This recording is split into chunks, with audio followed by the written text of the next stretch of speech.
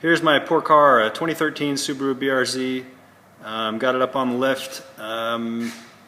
It's pretty awesome to have a lift. The throwout bearing was super bad, and so we replaced that and the clutch and put it back together, put the wrong oil in. Maybe we didn't really check the pilot bearing. We put the wrong oil in, drove it, destroyed the transmission. Maybe because it was too cold, maybe the oil didn't flow, maybe the pilot bearing was bad, who knows. Anyway, so this car's been sitting for a couple weeks because I was on a trip, and now we needed to fix it, and I got a new transmission that was used, and so this is the new used transmission, 21,000 miles FRS transmission from LKQ online on eBay. This is my old transmission, and anyway, so we hooked this up, put it in, but it wasn't going in smooth, and so we kind of pressed it in by, kind of tightening the bolts slowly, kind of gradually pressing it in. And anyway, do not ever do that. Just start over and get it to flop in. That's all I can say about that. Do not press it in. Everybody says that. Do not press it in. So yeah. Once again, do not press it in. Just take it back out, try it again until it flops in, because it means that you're misaligned on the input shaft and that pilot bearing, or on something's misaligned, and it's just not going to work. Because we got the whole thing together, we got it buttoned up, we got it, everything was pretty, and it wasn't working at all. Like, we couldn't get it into gear, we couldn't get it to shift with the clutch. We had plenty of action here on the plenty of action here that was moving the tines. We could see through these holes with we have a camera with a wire, and that was awesome, but we could see that everything was working fine except that nothing was working at all. And we put it into gear and would roll the car and try to push the clutch in, and push the clutch in as far as I could, rolling the car, and the car would stop. It wouldn't go anywhere.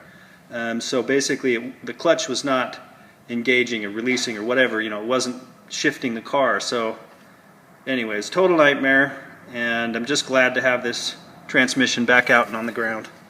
The real problem we had was first that we didn't line up the transmission properly, so it was a little bit off while we started.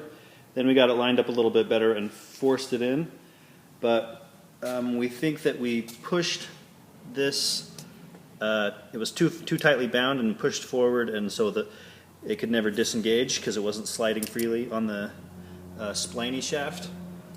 So the evidence of that is right here. Let's see if I can see it. Anyway, there's a bit of a chamfer on these teeth. Yeah, I guess you can see it right there. That's actually a chamfer. And here's the old one. It's too bright, I can't tell the difference. But anyway, this one has no chamfer. So we're going to put this one, which is the older one, back on, which wasn't the problem. And this one, which turned out we made it into a problem. Anyway, that's the best of our understanding. So what could have fixed that? Lining up the transmission first and adding the right amount of lube, of the right kind of lube. Right now we're using black moly, which is black molybdenum grease.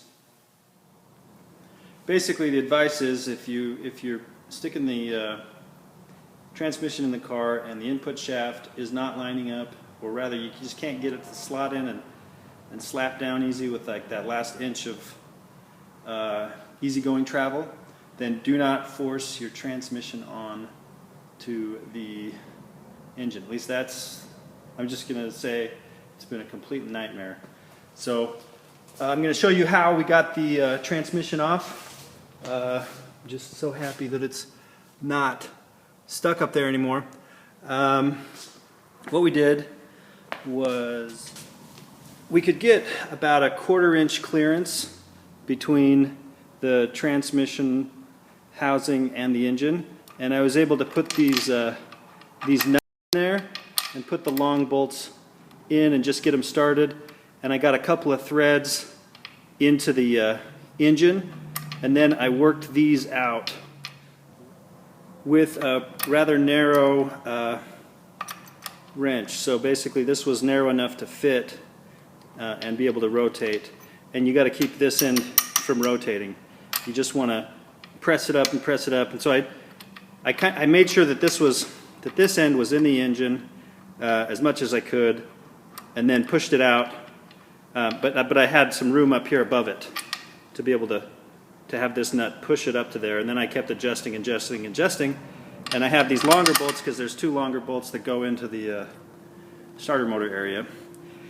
Anyway, we were able to back it off, and I was able to push this whole thing out, and hopefully it'll save my car.